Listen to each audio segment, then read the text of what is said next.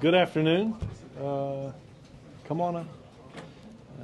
In order to even enliven more greatly the week ahead, to describe in great detail the week ahead and our events at the UN General Assembly, we have our UN Ambassador Susan Rice with us, who will walk you through some of that. We'll take some questions, and then we'll do our regularly scheduled TV program. Thanks, Larry. Good afternoon, everyone. In anticipation of President Obama's historic first visit to the United Nations next week, I'd like to talk to you a bit about the work we've been doing at the UN over the past 8 months to advance our interests and make Americans safer, and how the President intends to use his time up in the United Nations next week. The United States has dramatically changed the tone, the substance, and the practice of our diplomacy at the United Nations, and our approach to the UN as an institution, as well as our approach to multilateralism in general. We start from the premise that this change is necessary because we face an extraordinary array of global challenges, things like poorly guarded nuclear facilities, terrorism by al-Qaeda and its affiliates, nuclear challenges from Iran and North Korea, genocide and mass atrocities, cyber attacks on our digital infrastructure, pandemic disease, climate change, international criminal networks and organizations. These transnational security challenges can only be dealt with in cooperation with other nations. They can't, by definition, be dealt with by any single country in isolation. In the 21st century, America's security and well-being is in fact inextricably linked to the security and well-being of people elsewhere. And the United Nations is thus essential to our efforts to galvanize concerted international action to make Americans safer and more secure. So in both the Security Council and the United Nations General Assembly, we're working to forge common purpose with other nations. And let me briefly go over the principles that have guided our new approach to the UN. First, we work at the UN to promote America's core national security interests. On North Korea, we negotiated a unanimous Security Council resolution imposing the toughest sanctions on the books against any country in the world today. We also continue our work in the Security Council to ensure that Iran meets its nuclear obligations and to deal with pressing crises in places from Congo to Somalia. Second, we participate constructively. Rather than throw up our hands and walk away, we're trying to roll up our sleeves and get things done.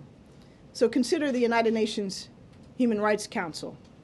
In May, we changed course and sought a seat on the council, and we won that seat with 90% of the votes cast. We joined this troubled body fully aware of its many flaws, but we recognize that we can't fix it or contribute to fixing it simply by carping from the outside.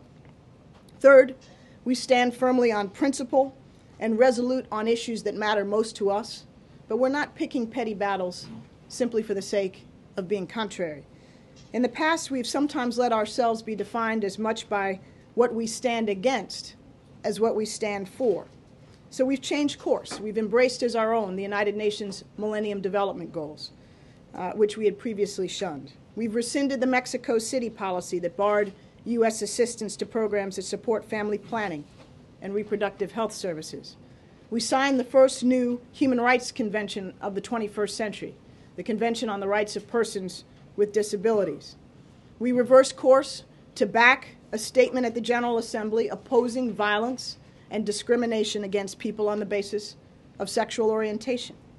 We no longer balk at mentions of reproductive health or oppose references to the Convention on the Elimination of All Forms of Discrimination against Women. Fourth, we seek constructive working relationships with nations large and small.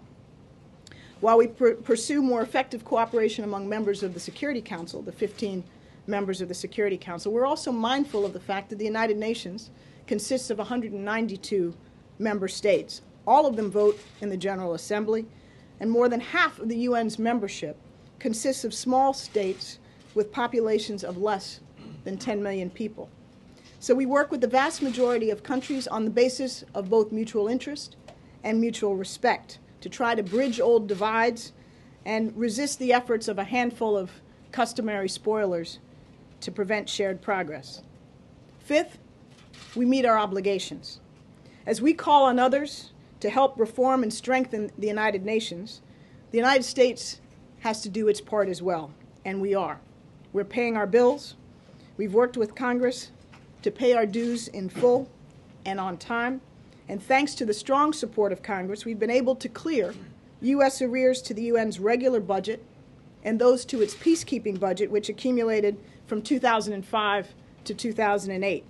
We'll meet our 2009 obligations on the peacekeeping budget in full, and if the administration's FY 2010 budget request is fully funded, we'll keep current on both our regular and peacekeeping accounts, allowing us to start to move towards ending the practice begun in the 1980s of paying our bills to the UN and other international organizations nearly a year late.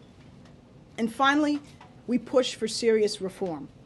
The UN needs both greater efficiency and greater effectiveness. Each dollar must serve its intended purpose. It must be spent cleanly and wisely, be it for development or peacekeeping. We need peacekeeping operations to be planned expertly, deployed more quickly, budgeted realistically, equipped seriously, ably led, and ended responsibly. In January, when I went up for my Senate confirmation hearings, I testified that we would be pursuing 4 broad, long-term priorities at the United Nations: a focus on peacekeeping, development, climate change, and non-proliferation. The President's visit to the United Nations next week will highlight the administration's focus on each of those 4 priority areas. So let me take you through briefly some of the major events on the President's agenda in what I hope is a fair reflection of chronological order. On Tuesday, September 22nd, President Obama will deliver remarks at the Secretary General's summit meeting on climate change. This is a head of state level meeting to open to the entire UN membership, so it's an opportunity for the President to reaffirm the U.S. commitment to addressing the challenge of climate change and discuss solutions with a truly diverse global audience at the highest levels. The President will also host on the 22nd a lunch for heads of state and government from sub-Saharan Africa. This event will focus on how the United States can work in partnership with African governments to strengthen African economic and social development. The talk will focus primarily on 3 topics: job creation, especially for young people, creating a more conducive climate for trade and investment, and ways to mobilize African agriculture to create jobs and help feed the continent. Also on the 22nd, the President will have a bilateral meeting with Chinese President Hu Jintao and attend a climate change dinner hosted by the Secretary General. On Wednesday, the 23rd, the President will meet with Japanese Prime Minister Harayama for the first time. He will then deliver his historic first speech to the United Nations General Assembly and address his view of international cooperation in the 21st century and the need to move beyond old divisions to focus on the future. He'll lay out a new direction that he has set for American foreign policy and talk about our mutual responsibilities to make progress on several key priorities that will advance our common security and prosperity. Also on Wednesday, the President will host a meeting with countries that contribute the largest numbers of police and troops to United Nations peacekeeping operations. This is an opportunity for the President to focus attention on reforming and strengthening UN peacekeeping for the 21st century, and to recognize the largely unheralded contributions of those that are providing the backbone of these critical peacekeeping operations. The same day, the President will attend Secretary General Ban Ki-moon's annual lunch for heads of state and government. He will meet with President Medvedev of Russia in a bilateral meeting. And that evening, he will host with the First Lady the traditional U.S. reception for visiting heads of state and delegation. On Thursday, September 24th, the President will chair a summit-level meeting of the United Nations Security Council on nuclear nonproliferation and nuclear disarmament. This summit will focus on these topics broadly, very much consistent with the themes that the President outlined in his speech in Prague. This is only the fifth ever summit-level meeting of the Security Council, and the first time an American president will ever have chaired the United Nations Security Council. Our goal in this regard is to underscore the global reach of proliferation threats, the broadly shared obligation to respond to these threats, and the positive steps that have been taken to reduce nuclear dangers, and the essential role of the Security Council in addressing growing and pressing nuclear threats. So it's a very full agenda, one that we look forward to as a means of underscoring both the value of the institution of the United Nations and the work that needs to be done by us and others to reform and strengthen it, to make it as effective as it needs to be to address 21st century challenges, to live up to its potential, and be what its founders envisioned it could be. So with that, I'm happy to take your questions. Jake? Are there times that you can give us for all these events, or are those still in flux right now? I'm not prepared to give specific times for all of these, but We'll have, I think, a scheduling document. Okay. I actually have a more substantive question also, which is, are there other meetings going on around that you could tell us about, either out of state or out of your office, in terms of the Middle East peace process, or in terms of lower level outreach to other governments, including some in the Middle East, that you could tell us about? well, first of all, this week at the United Nations General Assembly is full of all kinds of meetings, bilateral, multilateral, small group, large group, some of which are chaired and hosted by the United States that we're participating in. And I've outlined for you what we're doing at the presidential level. For the most part, the Secretary of State has her own very full schedule. I, too, will be joining in those meetings with the President and Secretary to a substantial extent, and doing some meetings of my own, as will other U.S. government officials at various levels. It's a very busy time. And then, of course, other countries are hosting their own set of meetings. So there's no shortage of activity and an opportunity to advance our agenda on all these fronts. With respect to the Middle East, I'm not in a position to announce anything other than what I've just described, but I think it's fair to say that when the State Department is in a position to outline the Secretary's schedule, you'll see a variety of meetings related to that region and every other. What's the main theme of his address to the UN? I think I shared with you, Helen, the main theme is that we face a pressing array of global challenges.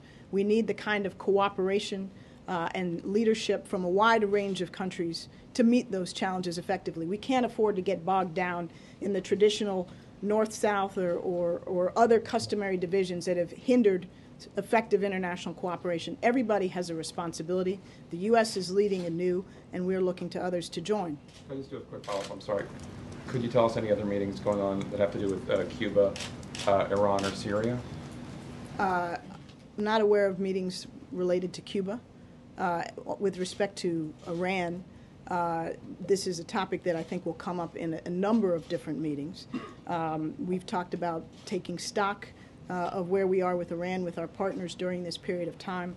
That will happen not only in a format of P5+1, the permanent 5 members of the Security Council, Russia, China, France, the UK, and the US, plus Germany. There will also be discussions at the G8 level. I think this will happen. No.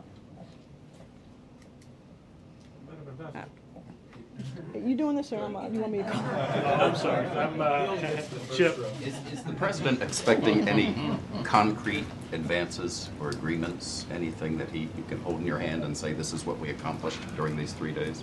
Well, yes, with respect to the United Nations Security Council Summit, we are expecting agreement on a meaningful, comprehensive United Nations Security Council resolution on nuclear nonproliferation and nuclear disarmament. That'll be the only place that a resolution comes out of. Excuse me? That'll be the only thing where we'll see a resolution of sorts that's authored by us next That's week. the only place that we could get a resolution. How about and in that the we will. bilaterals? Will there be anything concrete, or will it be behind-the-scenes negotiations leading to something else down the road? Are you hoping for any kind of announcements, anything concrete? Well, I think I'm not going to presage what may come out next week. That would be a little bit counterproductive. But allow me to say that These are important bilateral meetings with important leaders and partners, and they will undoubtedly be effective in advancing our agenda and our interests. Jennifer? Two quick housekeeping things. You didn't mention the Clinton Global Initiative speech. Is he still doing that, or I think that's Tuesday, right? Yeah. Okay, but that's not off the schedule. No, no, he's. And you didn't mention anything on Monday. Does he have any kind of UN or, global leader-related events on Monday when he first gets there? No. Okay. And then just quickly on the Letterman. Mideast. Right, exactly. David Global, Letterman. Yeah. Global. On the Mideast, there had been a lot of talk that there could be a trilateral meeting next week, and you obviously didn't mention that. Is there any hope still that there could be one, or is that off the table? I'm not in a position to make any announcements or predictions on that. So it's still possible. Go with what she said. Ambassador, you had sort of hinted at this idea that the UN needs to reform itself, and that was going to be one of the things that was one of your goals. The president at the G8 said, and we asked, like, why are all these summits happening? Why is there a G8 all the time, G20? And I don't think G20 were a second one this year. And it's likely more could come out of the G20 than out of the UN as far as the deliverables. What are the ways to measure if this reform effort that you're putting out with UN, what are going to be the easy ways for us to see that maybe the UN is reforming itself? Maybe it can be a useful international organization again. Well, Chuck, that's a broad but important question, and there are many different ways in which we are working to encourage reform and renewal of the United Nations, and indeed there has been significant progress in that regard over the last 4 or 5 years. Some of that has come in the form of greater management efficiency, transparency, opportunities for cost savings. We're pursuing all that. In the wake of the oil for food scandal, the UN went through a very substantial set of internal management reforms. A lot of our focus now is on implementing those reforms and making sure that what was promised from them is actually delivered. But beyond that, we are looking in particular at streamlining and making more effective UN peacekeeping over the long term. This is the most costly and most important, arguably, instrument that the United Nations employs to protect civilians and enhance peace and security internationally. It accounts for some 70% of the UN's overall expenditures. There are 15 operations around the world, some 115,000 troops, police, and civilians deployed, more than ever before, taking on far more complex challenges than ever before. And we are working with the institution and other member states to make those deployments more swift, more effective, and make sure that we're getting an optimal bang for our significant resources, looking for opportunities, for example, to consolidate logistical support in places like Africa where there are a number of different operations present. That will yield cost savings, efficiencies, but also, we hope, greater effectiveness of those operations. What's our leverage? We're the largest contributor to the United But now we're all Nations, paying our and we bills, are but- also acting now very much as a responsible and constructive participant in the United Nations context. And so when we talk about making the institution more effective and more efficient, it's not from the vantage point of wanting to see it fail. It's from the vantage point of wanting to see it succeed. Is there a summit-level meeting of the P5+1? Will the 6 leaders sit down together, and what do you need to do to prepare for the October talks that obviously a lot of us set up with Iran? Well, the P5+1 will meet at the ministerial level, but obviously the President will interact with the leaders individually of the P5 throughout his time there, including in the Security Council summit context. I will leave it to the State Department to outline our preparations for the October 1st meeting. But suffice it to say that the meetings in New York will be an important opportunity for the United States to concert with its partners and be very plain about our shared objectives, what we expect of Iran, and what will define a productive outcome. John? Can I ask another question about the reform, another angle of the reform question? What are the next steps for China and some of the world's other rising powers to have more of a stake and more of a say in global institutions such as the UN and some of the other ones. And will there be any movement next week or any steps taken next week towards that goal? China has a big stake and is playing large already at the United Nations. It's been, as you know, a member of the Permanent Five. It acts in that role very much in an active way. China is one of the countries with which we work quite closely on the Security Council, but it's also a major player in the General Assembly, where it has traditionally come to work with and sometimes on behalf of the non-aligned movement, which is part of a phenomenon that I alluded to earlier, where activity in the General Assembly has in the past often broken down in the form of bloc politics, non-aligned and sometimes Western and developed countries on the other hand. These sorts of blocs and divisions are outdated. They often don't serve the national interests of the countries that participate in these blocs. And part of what we are beginning to see, and certainly what we think is essential to tackle the challenges that I described at the outset, is for countries to move beyond those traditional reflexive bloc affiliations and look at ways to step up individually and collectively to meeting 21st century security threats. So that's more of an ongoing conversation. You don't expect any... No, I don't. No, and I'm not quite sure what you envision when you ask that. Well, it's more at the IMF and World Bank, so I'm just trying to figure out if there's anything going on at the UN. No, not in that context. Ann? Ambassador Rice, will the President talk about the missile defense shield in either the General Assembly session or the Security Council session on Thursday? And why does it appear that the President didn't really reach out and talk to either the Czech or Polish leaders about it until the night before you announced it here? We've been in regular consultations with our allies in the Czech Republic and Poland going back many months. This has been a dialogue that didn't begin this week. And I think there's some misperceptions about the extent of engagement and interaction on this subject. Obviously, the President wanted to reach out in advance of any announcement and do so at his level, and did so, I think, quite appropriately. Whether this comes up during the course of next week, I think probably not likely to be a major theme next week. I can't exclude that it'll come up, but it's not directly germane to the main themes of the visit. April just gave me the evil eye, so I'll call on her. I get it a lot. I've seen April's evil eye. Yeah, I know. And her beautiful smile. Thank you. That's what I'm talking about. All right. You're going to reform right there. Okay. Ambassador Rice. Ambassador gets it. Okay. One of the many reasons. Ambassador Rice, back on Africa, something that you're very close to during the Clinton years. What realistically can happen on this expansion of trade with Africa in the next 4 years? And then also going back into peacekeeping in Africa, and then also the issue of Somalia. Will those issues be on the table as well? Well, the lunch that the President will host with sub-Saharan African heads of state and government is, in my knowledge and experience, unprecedented. It's an opportunity for him to engage with leaders from African countries on the issues that are frankly most pressing to them.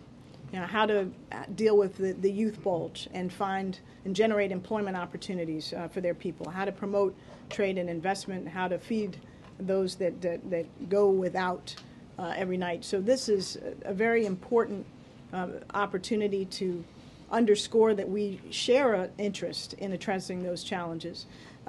Promoting trade and investment, part of this is to hear from African leaders what they feel would be, in the current context, the most appropriate vehicles. As you know, over the last 10, 15 years, the United States has taken a number of important steps to try to open up the U.S. market to goods and services from Africa. That's had some substantial benefit.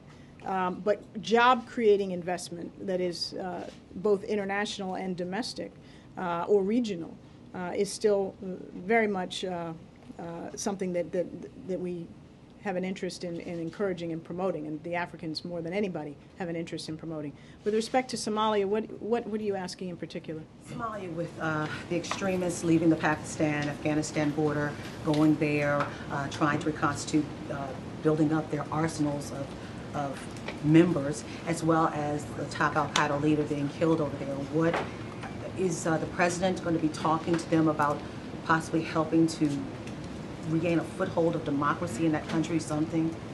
Well, our goal in Somalia obviously is to help support both a peace process, the new transitional federal government, which is the best hope that Somalia has had for quite some while, and the African Union peacekeepers that are there very much on the front lines of supporting the nascent government. We want to see a Somalia that is stable, that is not serving as or able to serve as a safe haven for al-Qaeda affiliated terrorists, that can end the years of humanitarian suffering and move to a responsible government that's able to assert its authority over all of that territory. So we're providing active support diplomatically to the transitional federal government. Secretary Clinton, when she was in the region, met for the first time with the Somali president. We're providing material support and humanitarian assistance and even some development assistance in Somalia in an effort to try to consolidate the fragile progress that's been made. Done to get the extremists out of there? What is this government doing? Is AFRICOM taking an active role? What? I think that there's a variety of efforts underway in support of the authorities in Somalia to prevent and root out those who are planning or plotting or engaged in terrorist actions. David? Regarding the nuclear non-proliferation resolution, what do you expect it to say, and what concrete changes or policies might come out of it? The resolution focuses, first of all, let me be careful and say it's not final. It's still being negotiated. But I think it's close enough where I can give you some sense of where it's heading.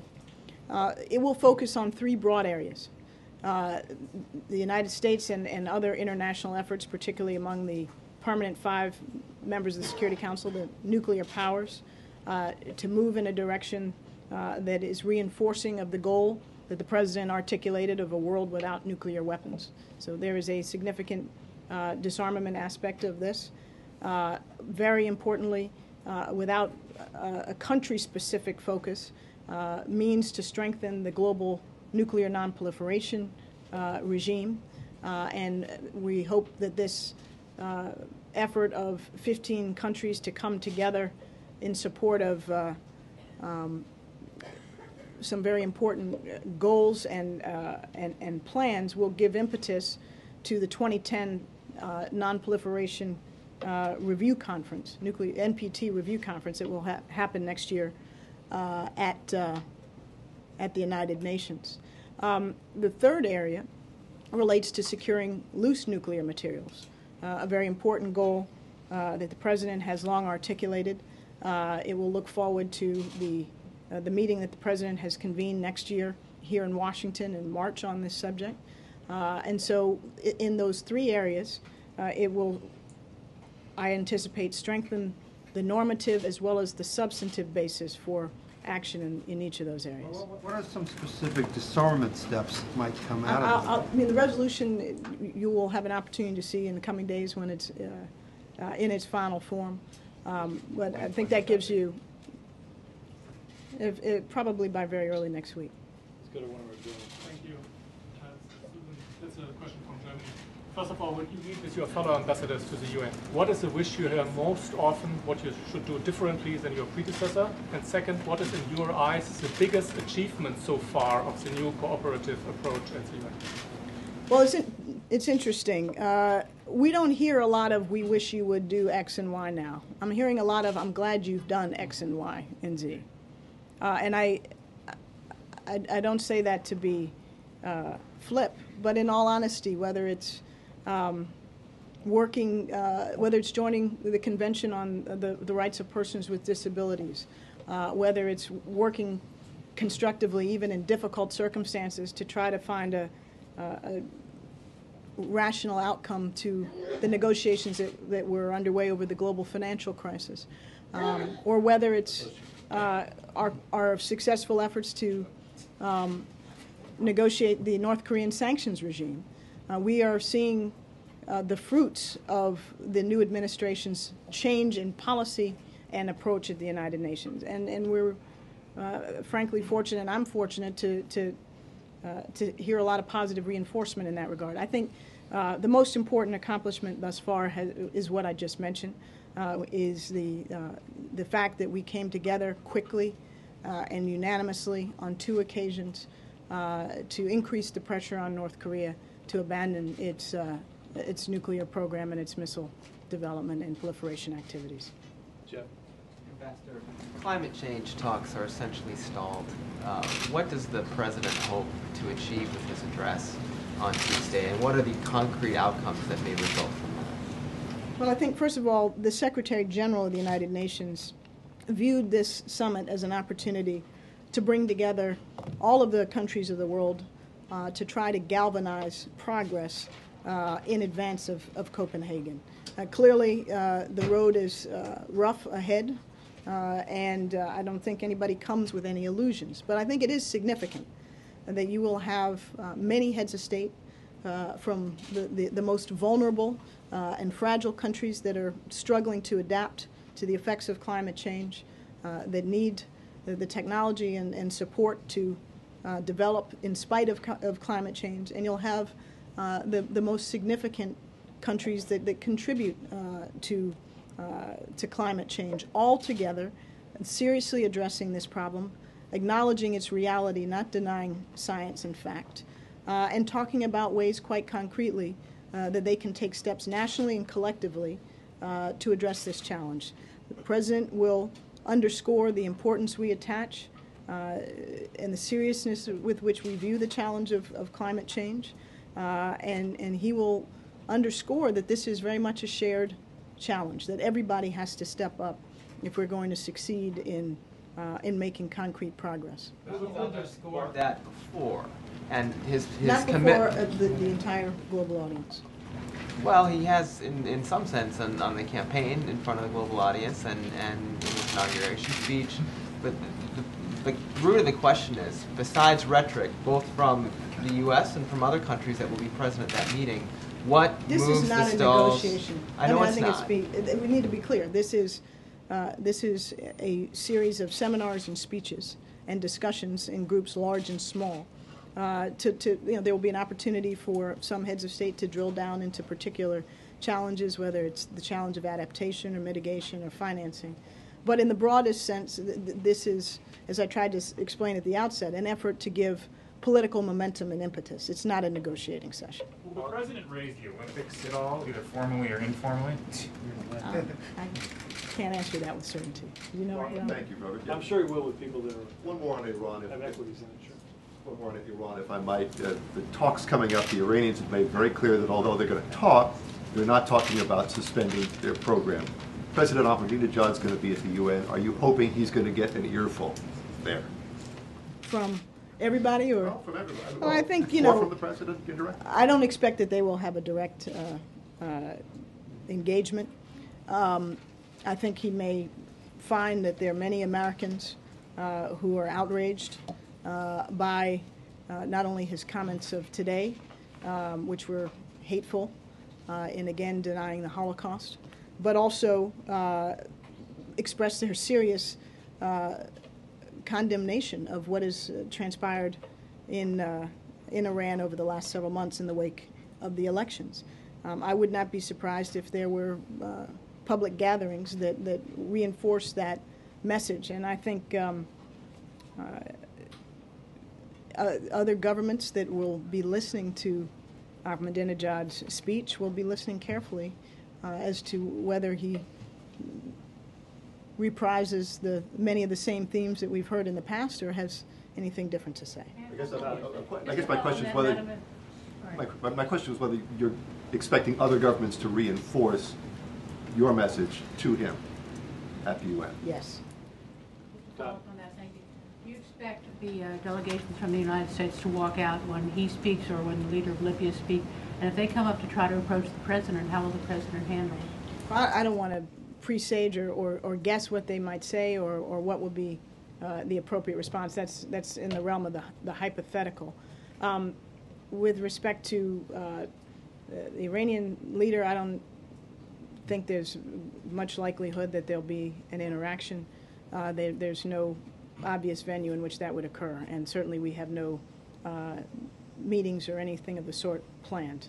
And with respect to Gaddafi, Libya holds a seat at present on the United Nations Security Council, and Libya will be present at the Security Council Summit meeting. Jeff. Is that following through with what then Senator Obama promised or pledged in his campaign, that he would have conversations and reach out with world leaders? Why not have some type of formal or informal discussions with President Ahmadinejad? Well, I think we have been very clear that there is an offer that was made by the P5+1 in April. There is now, of late, been a response to it, albeit quite a vague response, and the opportunity and the venue for discussions will be October 1st. I will let the Secretary get, I'm sorry, I you. promoted you. The Ambassador get back to work, and thank you for coming. Thank you all. Look forward to seeing many of you next week.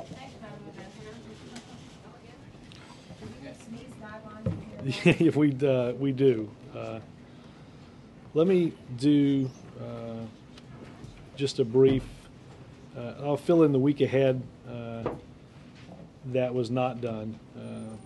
On Monday, the President will deliver a speech on the economy at Hudson Valley Community College in Troy, New York, where he will be joined by Dr. Jill Biden, who teaches at a community college in the Washington, D.C. area.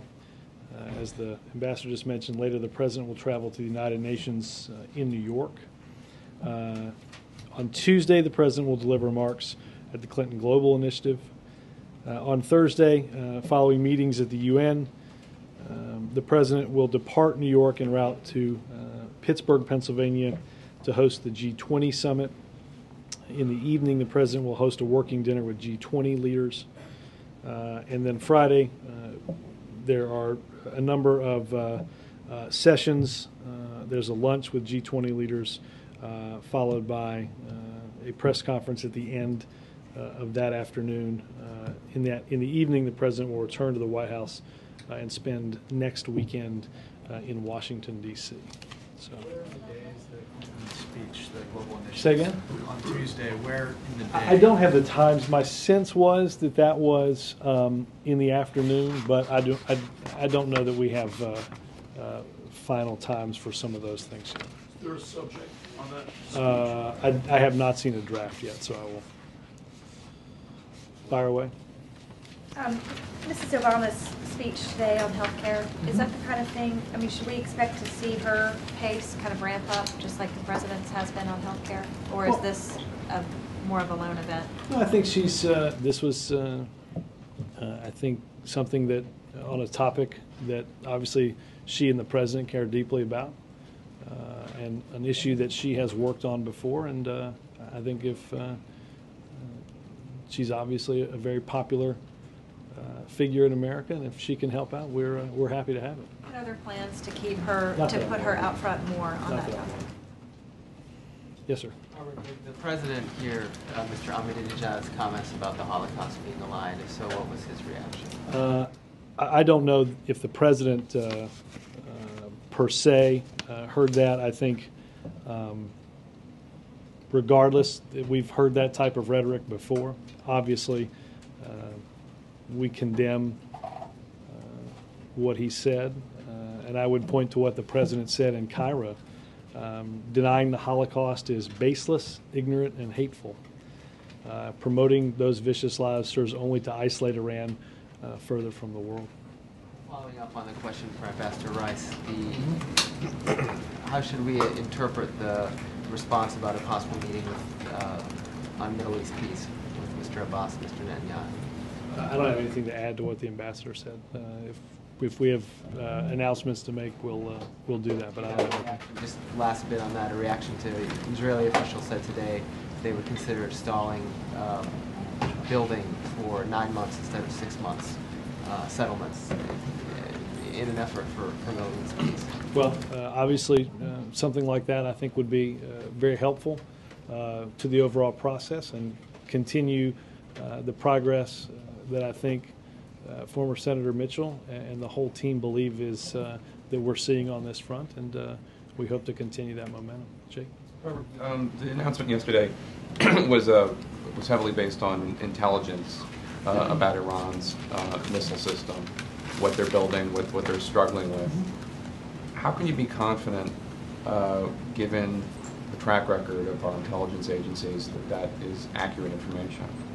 Well, the president, the national security team have confidence in the information and the assessments that they were given about, without getting specific, the current development where Iran is focused and where they're having some challenges. Have there been major changes in the intelligence capabilities the United States has for that region of the world? I don't think I need to point you to failures that they've had in the past when it comes to Iran, Iraq, other countries in that area. What makes you think that this intelligence is correct? Well, I think what's important is that a series and a group of people have confidence in it. Again, something I stated yesterday, we have the very same players in Secretary Gates and in General Cartwright, the Vice Chair of the Joint Chiefs of Staff, who, based on intelligence and based on technological assessments, determined in '06 and made a recommendation to then President Bush, who have, based on newer intelligence assessments and upgraded and better and more tested technology, made a recommendation to President Obama that he accepted. It's the same team, it's the same players that are making those judgments, and they have confidence in, without getting detailed in those assessments. And then, did the president have any response to the fact that when he mentioned the Baucus bill yesterday in College Park, the Baucus bill was booed? Not that I know of. Have you thrown in the towel on the government plan? We went over this, I think, this time yesterday, Helen, and nothing has changed in the. You never answer very clearly. Well, well, then don't take then don't take my word for it, Helen. Can somebody go print me a copy of the president's speech, and we'll give a highlighted version of to Helen where He's never pushed for the plan.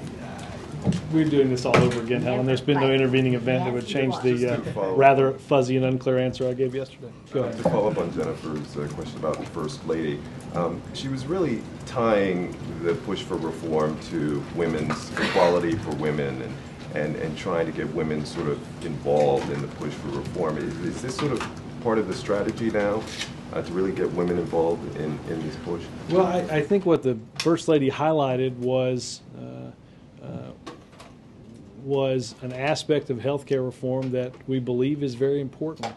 The burden that it puts on those that are primary caregivers for families, and what they have to go through, either with the skyrocketing cost of healthcare, or in the event that they don't have healthcare.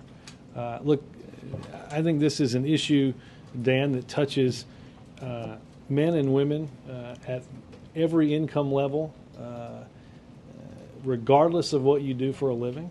So I think this was simply addressing one aspect of that, knowing that everybody is struggling with the high cost of medical care. They're watching skyrocketing premiums. Their employer may be dropping their coverage. They may not have coverage. All of that, I think, is important in healthcare reform. But it really seemed like a personal touch to really tell women, you know, if you believe in equality for women. Well, look, I think this is the work-family balance is something that the First Lady has spent a lot of time living, thinking about, and talking about as First Lady. And just another question on the president's media blitz this weekend. on Monday, when you look back at everything the president was able to do in terms of showing up on these shows, will you feel that this has been a game changer? Will it help advance the reform game? I've done this before. I'm hesitant to look at every moment in every debate as some massive inflection point. I think it's important Well, to but do it hold the on. way you did it. I'm simply addressing one premise of your multi-premised question. Obviously, I have some say in what the president does for media. Obviously, if I didn't think it was important, I'd have at least a good hour and a half chunk of time that I'd be wasting on the president's schedule. Obviously, we don't believe that's the case. I don't think that we're going to look back at a series of interviews as a game-changing moment. I think it is important that the president continue to speak to a host of different audiences, to reach as many people as possible, to talk about the benefits of health care reform. We've talked about this before, that people are getting their news from so many different places and so many different outlets that we're going to use the president to communicate through that fragmentation. Chip. Along those lines, and since this is the very day he's taping the modified full Ginsburg, I know you've been asked it before, but are people just going to start tuning him out if he's out there this much? No, Bill's line may have been the best this morning. We're sifting through your questions of overexposure in between your interview request invitations. So, no. Well, just because we want him doesn't mean that people are necessarily listening. Let me contemplate that for a minute. I think I can free up at least 15 minutes on the president's afternoon schedule. No,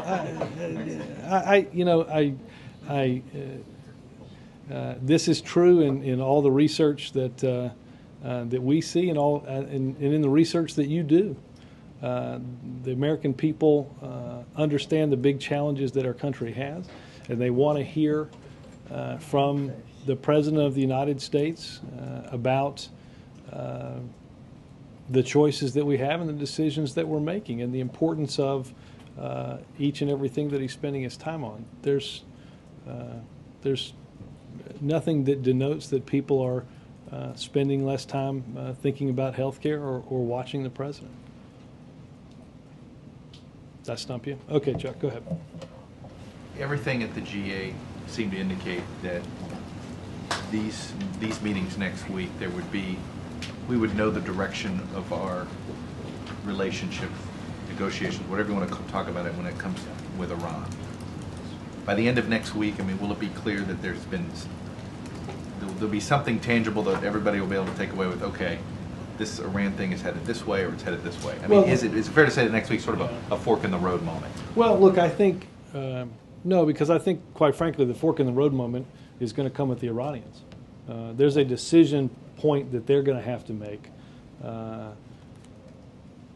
about the road in which they take on this. Right. But let me, well, I thought it was this week or next week. Yeah, I mean, hold on. Let me finish my answer. Obviously, this is a topic, as Ambassador Rice said, that comes up in our discussions. Won't just start next week.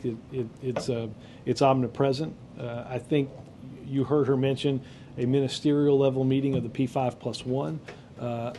Additional leaders that the president will talk to, including throughout the UN General Assembly and the G8. And I also think that the October the 1st is an important meeting to determine how serious the Iranians are at addressing the multitude of international questions about their illicit nuclear weapons program. I think that's why when I mentioned the fork in the road, I think they've got some decisions that they're going to have to make that their failure to answer or failure to even talk about, I think will further galvanize the international community. I guess, should we anticipate, whether it's in the communique on Friday at the I guess I just wouldn't look for anticipate that one moment. I think this is something that is going to happen throughout the next several weeks and up to and including October the 1st. On another topic, yesterday Speaker Pelosi compared the violence that she's seeing now, the sort of the to what she said she saw in the 70s in San Francisco, the implication being that it eventually led to the death of Harvey Milk. Is this a helpful? Is this helpful to have her speak about this in those terms? How do you guys view? I mean, this is now the second. President Carter earlier this week, you have Speaker Pelosi. I mean, you know, I don't have. These are not columnists. I'm glad we've delineated that. Look, I don't have anything to add to this than what I think I said in the last couple of days. The president, his belief is that political disagreement, even passionate political disagreement, has happened throughout our history as a country, isn't likely to change anytime soon, and doesn't think it should. I think what he would tell you is that as we have that passionate political disagreement, as we talk about different avenues of policy that we can and should take, that we ought to be able to do that in a way that's civil in tone and civil in manner. I think that's what the president would tell you. There was an implication, though, that she believed that leaders, and it sounded like that she was saying that leaders in the Republican Party ought to stand up. They see stuff and they ought to denounce it. I think there's an obligation. I think there's an obligation for all of us involved, right? Not just leaders, spokespeople, any participant in this debate, to ensure that that passionate political debate is about the important issues that are at hand, and that it's done in a civil way. I don't think it's helpful for either side of the political debate to unnecessarily or offensively characterize an action or a person or anything like that. That I would say to friends on the right and friends on the left. Is there enough self-policing going on now? Well, I think that's something that each member and each person involved in this is going to have to ask. Follow up to Chuck, please. Sure. Why then, in the uptick in passion in the last 8 months that we're seeing, why is there more of a negative against this president with outspoken words and people than other presidents in harsher times, worse times? Let me fall into a role that I have disabused of desiring to do previously. I think if I was standing, I think if somebody was standing up here a year ago or 2 years ago in a previous administration, they might say that passions ran quite high about the president then. I've certainly seen in reporting people and historians noting that passions have always been high, particularly around important issue debates. So I don't think that, and I'll reiterate what I also said the other day, which was we're in a culture and a society that tends not to cover the middle of the road of this debate. It tends not to show on the evening news or on the radio or in the newspaper those that quietly register their opinions. Passions ran high with the issue of privatizing Social Security. You did not hear people screaming at then President Bush. Also during the impeachment trial of Bill Clinton, passions ran high. Both of these former presidents were in the well of the House and spoke in the well of the House. No one stood up and raised concerns, screamed at them, called them out of the name. I found myself again in the position of doing this for a previous administration. I think passions ran high. I recall passions running high around our involvement in Iraq. I didn't answer that truthfully either. And no one did that to him. He had a shoe thrown at him in another country. But that was another country. That's not here. I might count that. that was from a foreign journalist. I'm talking here, American citizens. 30 seconds to respond for me. Oh, no. No, again, I think I've exhausted said topic. Mark? Well, let me ask you on that. Does President Obama, does President Obama feel he's catching more heat than any of his predecessors? No. Is he worried that opposition necessarily leads to violence? No. Again, I think that what the president would say is that we all have to check our emotions despite the depth of our beliefs. That we can have these kind of debates, important political debates, without doing so in a way that makes anybody feel uncomfortable or that could lead to what you're just suggesting. I also happen to believe that it takes away from what you're debating. I think that's also one of the things the president would say. Would you ever say race was a factor? Would you ever? I addressed this the other day. Would you ever? I'm not talking about the other day. I'm talking about down the road. Well, now I'm not only a spokesman for the Bush administration. I'm looking into my crystal ball and answering a question from the free world to say this. He is not some Joe Blow off the street. No, you've had the other 39th major president leaders, of the United white States. major leaders, mainstream major leaders say this, and you cannot discount it. I don't discount it. I don't discount the views of former President Carter. I don't discount the views of Speaker Pelosi. I don't discount the views of anybody. April, you and I have had this discussion alone in my office. We've had this discussion now in front of whomever might be watching, and the answer is the same. Robert, yes, on today's interviews and in the healthcare rallies that he did yesterday and last Saturday, does President Obama believes there are still minds to be changed on the healthcare issue? Sure, I think in Congress as well. I hope in Congress, and certainly amongst the American people. I think those that watched the speech came away with a better understanding of what the president wanted to do. I think those that watch him talk about his health care reform plan have a better sense of how it impacts them, how it changes the cost that they pay, and how it makes health care more affordable. So in that way, I think it's beneficial. On missile defense, Prime Minister Putin called the president's decision correct and brave, and he said he expects future concessions, maybe reviewing Jackson-Vanik. Is Putin misreading the president's decision? I mean, was it a concession? Are there future concessions down the line? No, this was a decision. Again, don't take this from me. Take this from a 4-star general who was in charge of this in a previous administration and has purview of this in the Pentagon. Right? What was announced was something that is deployed faster, that uses tested technology, that addresses the most current threats, and still provides the flexibility to better address future threats. Right? Now, don't quote me or General Cartwright. Let's quote General Scowcroft, big coddler of the Russians.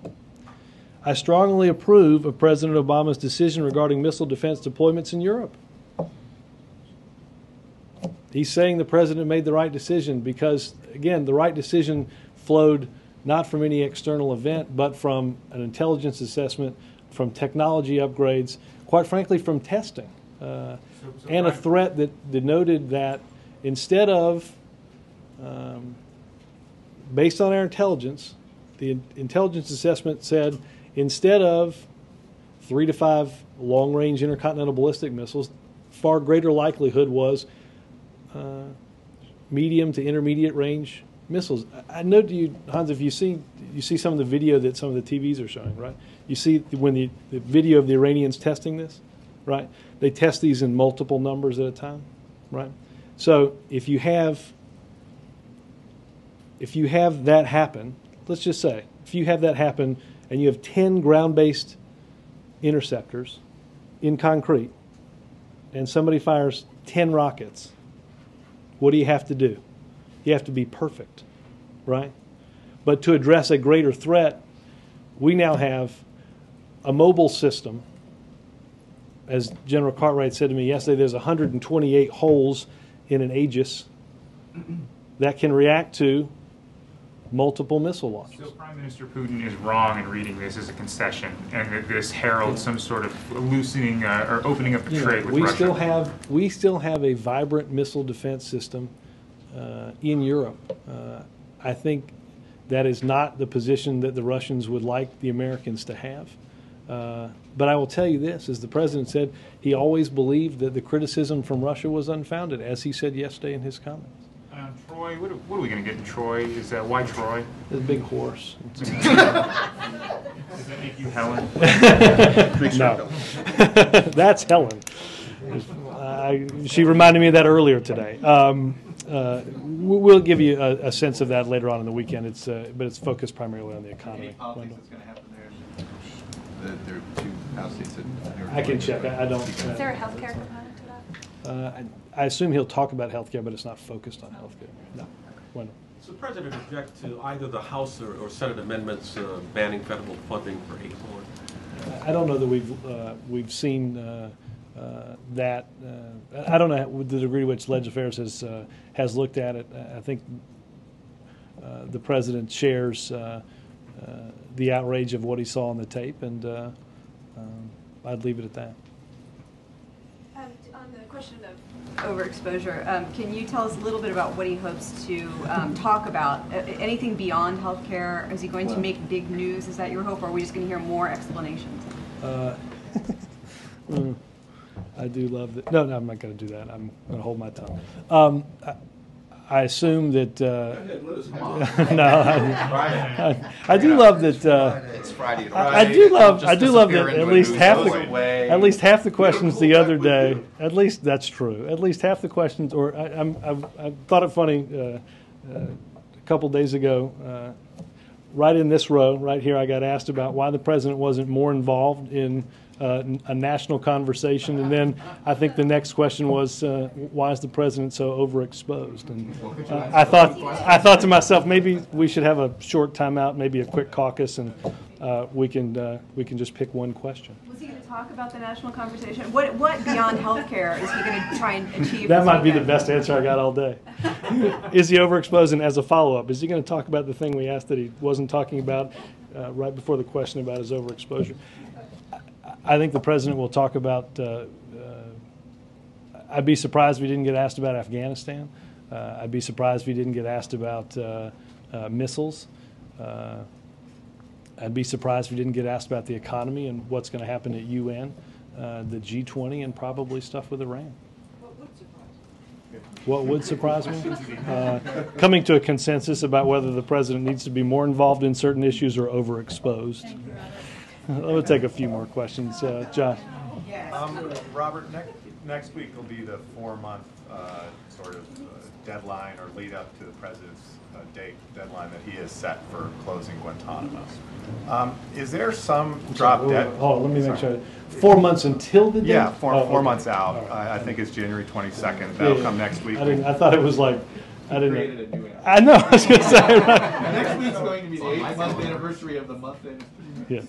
So I don't know if you're going to be briefing next week because there's no filing center. So in any event, what's the is there any internal timeline for resolving this? And isn't there a point at which a lot of outside experts are saying, 4 months is not enough time to pick a facility, get permission, set it up, fill it with people and guards and all these kinds of things? Isn't there a point at which the President's promise becomes undoable? No, No, there's no point. I mean, the day before he could announce a site. Okay.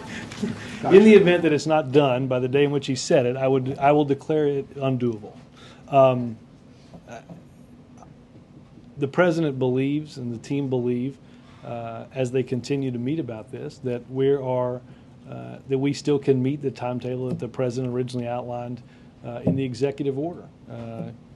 We are continuing to work through a whole host of issues, many of which you mentioned, working on reform of military commissions and seeking the swift and certain justice for those that are there. I think that's But I think we are on a timeline that is doable, and the team will continue to work to make that progress. Can I just follow up on that? As part of the Senate language, I saw the statement that you released yesterday. I'm still a little unclear whether the White House is comfortable with Senator Inouye's language that basically bars bringing any Guantanamo detainee to the U.S. for any reason at any time. Let me talk to Leg Affairs and see if I can get some more clarity. Kristen? Just a quick question. On the trilateral, the potential for a trilateral meeting on the with the Middle East parties next week, is there any chance the U.S. would go into that meeting without an agreement that negotiations would resume? Well, let me not talk about an agenda for a meeting that we've yet to announce. Kirk? But can I also ask, is the U.S. actively pressuring or urging Abbas to take part in the meeting next week? We are actively involved in trying to bring both sides together to continue to advance the progress that we think we're making on Middle East peace. Kirk? Thanks, Robert. Is human rights on the agenda of the President's discussion with the Russian President? I believe they've talked about it in the past, and I assume that would continue now, yes. And on a domestic political front, is the President going to campaign at all for the two gubernatorial candidates whose elections are coming up further? Yeah, I assume obviously we've made stops for each, and I assume as we get closer to Election Day, we will do so as they extend invitations. Thanks, guys.